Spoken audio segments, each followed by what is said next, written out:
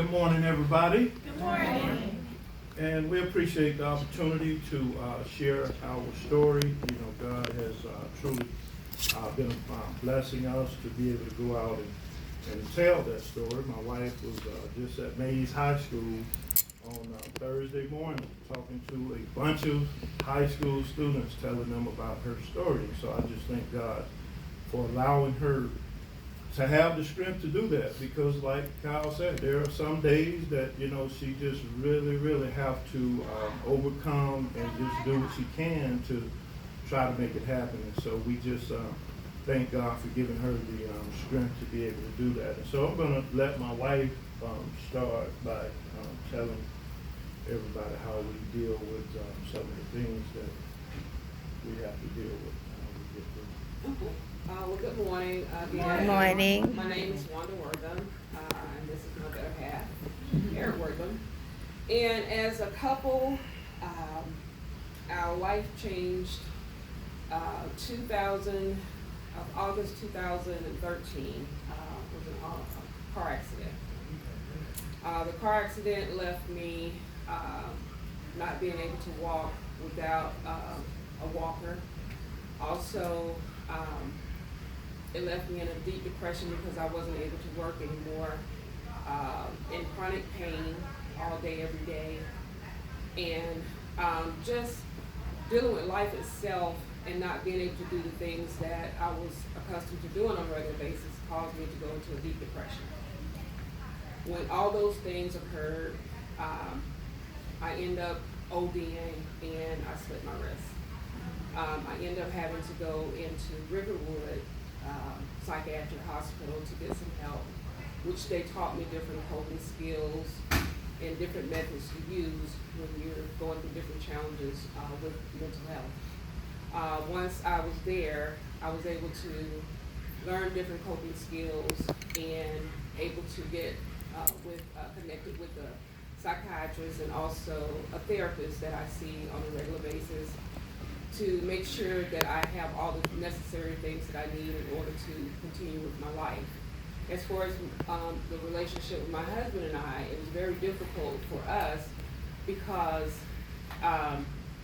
he has always been supportive, and I thank you so much for being there for me. When days I would have dark days, I would have days that I just didn't want to get out of bed, just isolating myself. My husband would just, let me be, but also would monitor me just to make sure I was okay.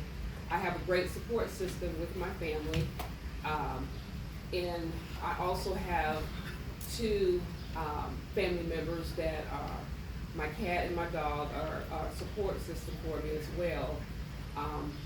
When I'm home alone, they're always there to give me that comfort. And sometimes, I don't know if you all are animal lover, but I am. And it helps me to be able to just calm down when I'm having anxiety, because, I used to drive, but I'm not able to drive anymore. And just to have them in the house with me, it helps to calm my anxiety. And my husband, he knows how to, he has had to give me baths and take me to the doctor, and every place I have to go, I have to wait on someone to take me. That was very, very hard for me because I always have been an independent woman and worked and traveled, and those things have changed. But now I have a different outlook on life. Those things are in my past, but I'm still here and I'm still living. So now I do what I have to do for my life. And it's okay if my friend Angel have to come and pick me up, or my friend Rory picks me up. I get where I need to go. It's okay if I'm not driving. I get to my destination. And also, NAMI has been an awesome help for me, because I go to my support group every Thursday. And they offer peer-to-peer, which I have other peers that experience a mental illness as well. And it helps me to be able to be a part of that, because they can relate to what I'm going through as well. So I'm able to go there weekly and discuss those things and what has happened that week. And we're just one big family.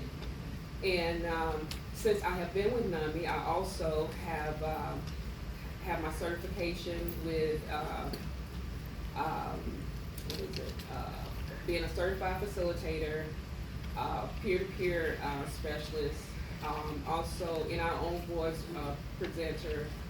And I'm working on the ending the silence. I have to finish the online part, but overall, my husband and I, we just work together.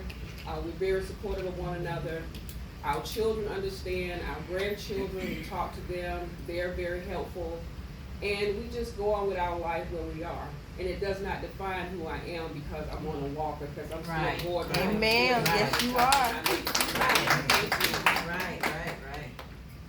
Right, and I'm gonna go back because I want to emphasize the point that, mental health illness is not something that, you, cause or bring upon yourself. It's not something that you've done, it's not a sin that you committed, you know, because a lot of times people like to blame themselves. It happens sometimes as a result of some difficult, consequences. And I'm gonna, tell you the whole story because my wife, she did a great job of, you know, bringing you up to a point, but I wanna tell you the whole story about what happened, so I can emphasize that point.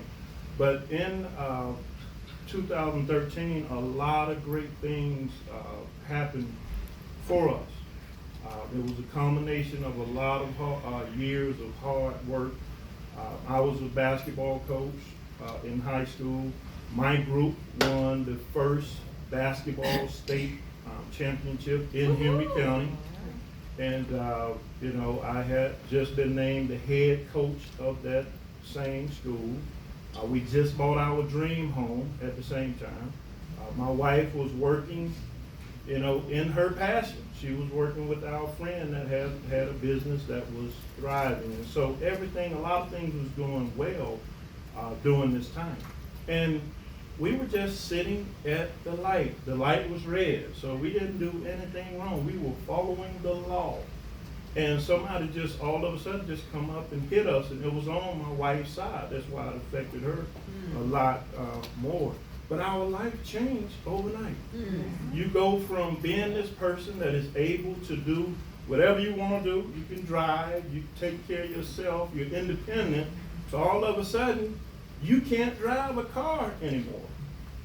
All of a sudden, you can't do the things that you used to be able to do. And so it really took her to a dark, dark place.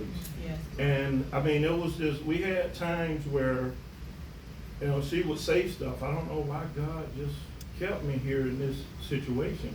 And, you know, at first I was like, oh, you know, we'll get over it. You know, we'll deal with it.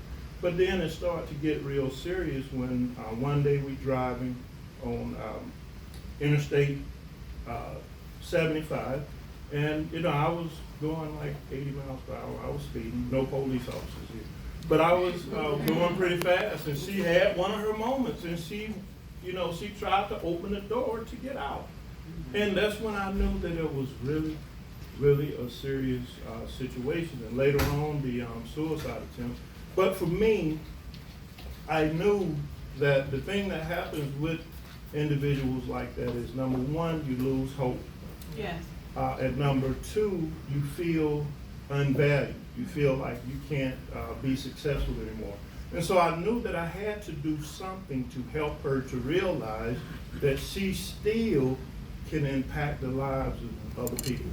You know, and that was NAMI. We found NAMI and we started working in NAMI. Now my goal was to get her in NAMI and then kind of wean her off of me. But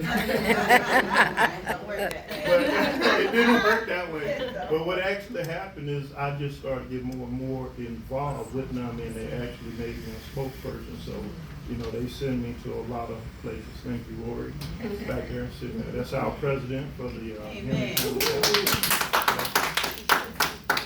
but that was my intention, though. I was going to kind of like wean off because I had my own stuff going on. I'm a risk reduction specialist. That's my thing. I wrote a book to support people that struggle with drug and alcohol use called From Dependency to Freedom, but I still must fight. And so that's my thing. I do rehab class at Rockdale County Jail. So that's my thing. And I just didn't feel like I had the time and the room to give to NAMI like I am actually doing now. But NAMI has really been a life saver for us. And one of the things that I want to share with other couples is three components for me that I believe that it takes to have a long-lasting relationship. Of course, you gotta have love. Number two, you gotta be physically attracted to each other. You know, that's what gets the ball rolling. But the last piece, which I think is the most important piece, and people don't think about that one as much, is discipline. Yeah. Because in discipline, you have conviction and you have commitment under the discipline aspect. And that's one of the reasons that I was able to get my guys to be, to play basketball at a high level, is because of the discipline. Being able to do the things that you know are right despite the pressure of the situation. And I just remember, and I'm gonna make this quick, one of my favorite movies was Boomerang, the movie. Eddie Murphy played this big time executive, and Robin Givens, she was the new executive over him. And then they had the office worker, which was Halle Berry at the time. And Eddie Murphy really thought he was in love with the big time executive, Robin Givens. But she didn't want to give him the time of the day. And so he ended up falling in love with Halle Berry, who was just a regular office person. And one night, the executive decided to, give him that moment, and he ended up staying all night with the other lady. But he had developed some feelings for Halle Berry. Well, he comes back and they have this big argument, and she says, "Love should have brought you home last night."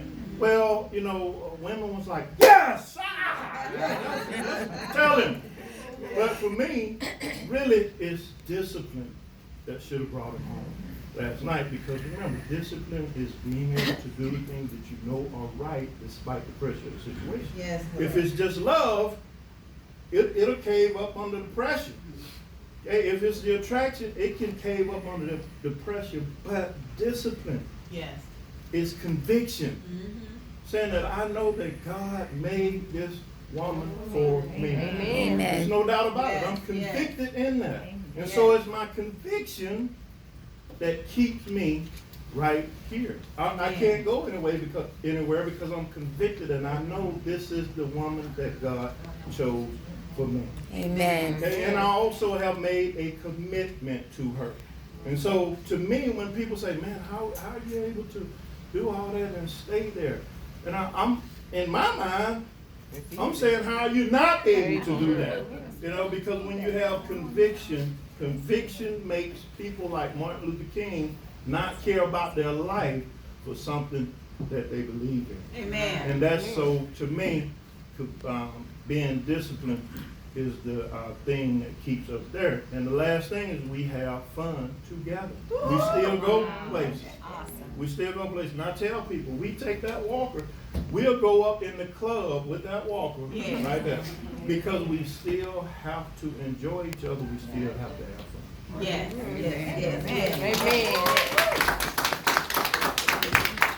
You just stay right where you are. Don't leave. This is where we get a little interactive.